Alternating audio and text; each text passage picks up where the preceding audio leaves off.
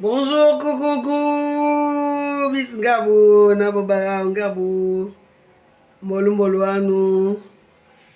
Ce matin, je me suis réveillée comme d'habitude, de très bonne humeur, je me sens bien, comme toujours.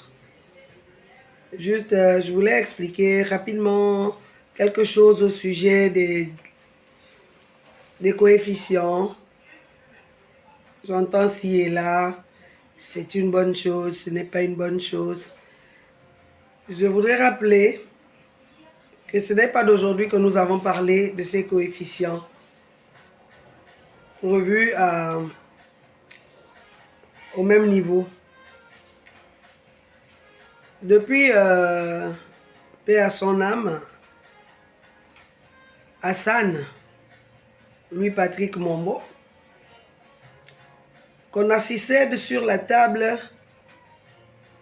des négociations où chaque fois qu'on avait à en discuter avec la tutelle, était la seule formation syndicale, on va dire centrale syndicale, qui s'est toujours opposée à l'unification des coefficients.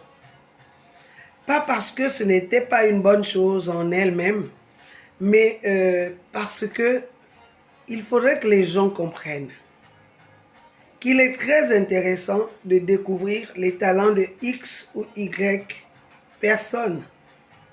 Chacun de nous a des talents. Il y a des scientifiques, il y a des artistes, il y a des sportifs, il y a des littéraires, ainsi de suite. Donc, quoi qu'il en soit, ça s'appelle des dons. Et ces dons-là sont censés être développés. Dans le cas de la société humaine, c'est pris en charge par des États. Et nous, au Gabon, on a cette possibilité de connaître les talents des uns et des autres. Mais nous nous sommes arrimés au système plus ou moins édicté par l'Occident, particulièrement la France. Donc, ce qui nous emmène à valoriser un certain nombre de prérequis ou d'acquis ou de connaissances par rapport à d'autres. On nous a toujours fait croire que les sciences en termes de mathématiques, sciences physiques, sciences naturelles étaient plus importantes que le sport. Et c'est parti comme ça. Là n'est pas la question de savoir qui est plus important, qu'est-ce qui est plus important. Ici, il est question de savoir qui est capable de faire quoi. Et on a été tous enrobés dans ce moule où on a fait d'un côté des scientifiques, de l'autre côté les non-scientifiques qui se retrouvent littéraires, économistes et machins et tout. On nous a qualifiés de moins bons que les mathématiciens, les physiciens et autres. Ce qui n'est pas vrai.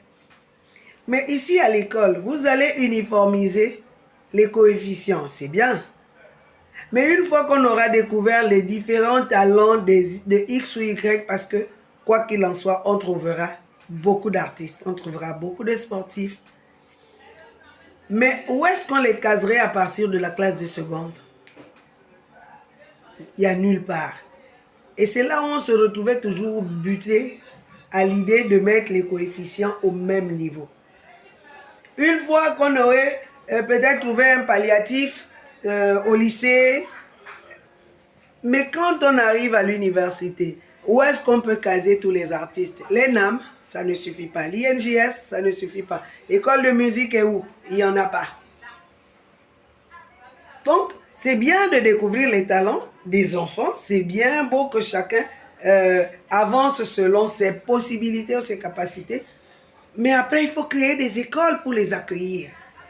C'était là où, à l'époque, Konassi Sed disait, avant de créer cette histoire de coefficients de même niveau, assurez-vous que chacun trouvera une école et ensuite, comment les employer une fois qu'ils auront terminé leurs études. C'était là. ou rester buté. Sinon, nous tous qui n'aimeraient pas que son talent soit développé, soit connu, mais il ne suffit pas de mettre les coefficients tous à 1, de découvrir qui est matheux, de découvrir qui est français, de découvrir qui est anglophone, qui est économiste, qui est artiste. Il faut pourvoir l'État gabonais des infrastructures scolaires.